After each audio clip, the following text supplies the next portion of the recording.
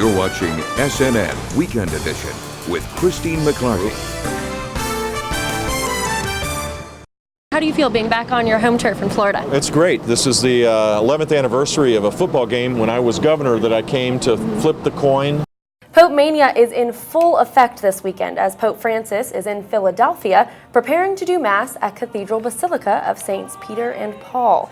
A community is rallying together this weekend to mourn two children suspected of being killed by their own mother. A car in Palmetto was stolen this weekend, but is now back in the hands of its rightful owner. You can see many students gathered here at the site of the crash Monday after school, and we found out today Brendan only lived 1 mile from this tree where the accident occurred. The swastika symbol has been grayed out as of Monday morning, but the hurtful feelings it leaves in the community is lingering. While the pier clearly states it's closed for repairs, neighbors tell me kids come down on a nightly basis, slipping through these cracks. And now neighbors are the ones feeling victimized in their own neighborhood. Sanchez says if you want to participate in helping him achieve his goal, all you have to do is go to Google and type in Kenny Loggins Kickstarter, go to his webpage, I want Kenny Loggins to play in my living room, and donate what you can. Dr. Meredith says even the best surgeon only has 2 hands, but once you put your face in the console, all of a sudden you have 3, giving you the ability to work smarter, more precise, and more in control. The director says the kids' day of climbing trees and ziplining is in hopes of helping the kids forget their troubled past and just be kids again. Woo! When the extrication team goes to the World Rescue Challenge, they will perform checks like this one on a live dummy, simulating someone that just got in a car accident. But for them, they say it's about more than just a competition. That's checking pulses and check for any injuries, okay? Okay. Check your head for any bleeding, any crevice. It's about learning new techniques and ways to save lives. When we go to these competitions, there's always little skills that you can learn that you never knew about before. When you're looking for the perfect tractor for you, you need to keep in mind a few key things. One that you're comfortable getting on, one that you're comfortable operating, but most importantly, will get the job done. Gilly, gilly, gilly, good Shabbat, good Shabbat. Temple Emmanuel Rabbi Brenner Glickman is celebrating the Festival of Sukkot. The celebration of the harvest and also remembrance of how our ancestors wandered through the wilderness of Sinai. Just days before the joyous celebrations, Jewish Sarasota resident Cassie Friedman was upset to find this swastika spray painted on a tree in Payne Park. Does someone have to share their blatant arrogance on public property, on a tree? Like, you can go and carve your own tree. She tweeted the picture to the Sarasota Police Department Saturday night, and they have since filed a police report. Lieutenant Lori Lee Jarris says Friedman did the right thing. If it's something non-emergency that we can investigate at a later time, social media is fine. I mean, that's the way of the future. Or call our non-emergency number. As you can see right here on the tree behind me, the swastika symbol has been grayed out as of Monday morning, but the hurtful feelings it leaves in the community is lingering. Bradenton resident Astrid Coe says with the recent national race riots and the Black Lives Matter movement, this isn't good for the Suncoast community. I think it's quite upsetting. It doesn't bode well for race relations. Sarasota resident Daquana Gipp agrees. Me being of my colored nature, that would scare me, especially when I bring my children out here. I don't know the mentality behind the swastika sticker that they have found out here. I don't know the mentality behind it, but I would feel unsafe with my child out here. Rabbi Glickman says the swastika prevails in our society because of what it represents. It represents the greatest evil that humanity is capable of. And people know if you put it on a wall, you're going to get a rise out of people. Many are gathering around a tree on Lakewood Ranch Boulevard, where 17-year-old Brendan Shreve and 15-year-old Jared Duran died at 5 a.m. Saturday morning. Terrible, like, the nicest people have to go like this, like I don't understand why it had to be him, like. The Florida Highway Patrol says Shreve and Duran were driving a Mercedes-Benz C350 when they struck the raised median and slammed into this tree. The car was split into 2 pieces, and both were pronounced dead on scene.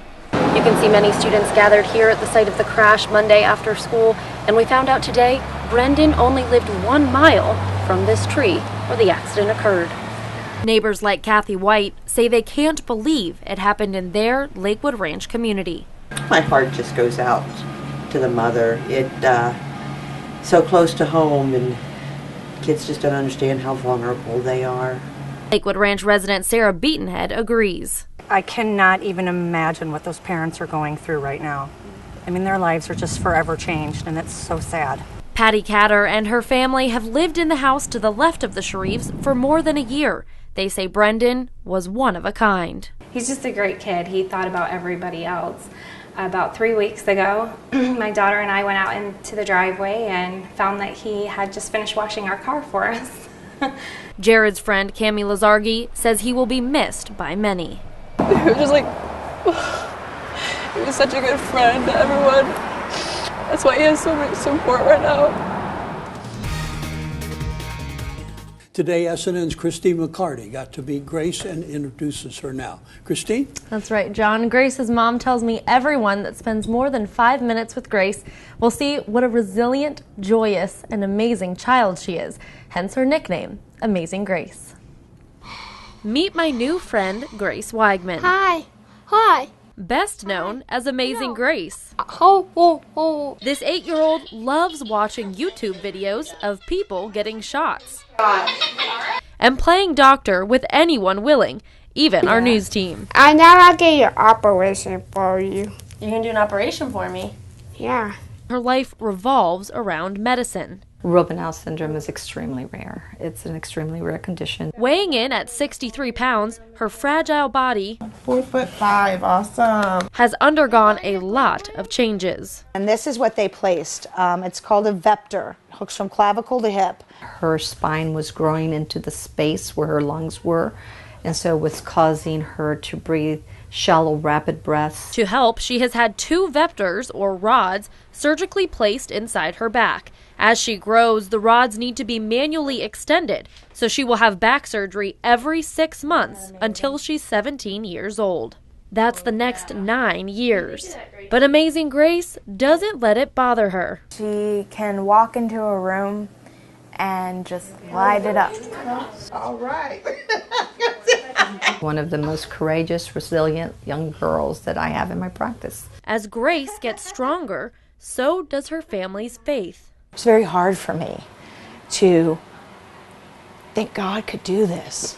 But now looking back, everything that we've been through, I've been able to share our experience, strength, and hope with somebody else, which I guess is what it's all about. Amazing Grace will keep taking it day by day, one Band-Aid at a time.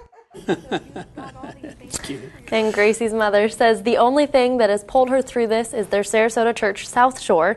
When Grace was diagnosed, parishioners brought countless meals and did daily chores 53 days in a row. People who want to reach out to the Weigman family, how can they do that? It's a great question. Grace has a Facebook page called Prayers, Love, and Hugs for Amazing Grace. You can contact the family through that to help. We have their link to her Facebook page on our website, sntv.com. At 35 years old, Nick Wallenda broke 2 Guinness World Records Sunday night, adding it to the 7 he already has. All my training in my hometown in Sarasota, all that hard work definitely pays off. Wallenda walked 2 wires, one at a 19-degree angle, more than 2 city blocks long. The other a straight across wire, walked with a blindfold, and no nets, even no harnesses. Wallenda says more challenging than walking the wire is not walking the wire. You know, the hardest part of doing live TV is waiting till the director says, go ahead on the wire. That hour leading up to it, that everybody's going, why are they making us watch this for an hour till he gets on the wire? I'm going, why are they making me wait to get on the wire for an hour? Because I want to get on that wire and walk. Thousands of people have come down here to State Street in Wacker to watch Nick Wallenda walk over the Chicago River. At first, I thought he was a little whack. I think it's pretty cool, like, you know, it's something he's passionate about. With spectators flocking to Chicago from around the world. I'm French and I'm here to watch the men on the wire. They hunkered down hours before the walk to get a good view. How early did you get out here? Hour and a half. We wanted to walk around the area and see what kind of view we had. To get a good seat so we could see him walk the wire. No one with a better view than Walenda himself, walking 600 feet over the Chicago River. And the skyline is just unreal from up there, just to take it in. Walenda will spend the next couple days in Chicago and New York, talking to media. Reporting downtown Chicago, Christy McLarty, SNN, the Suncoast News Network.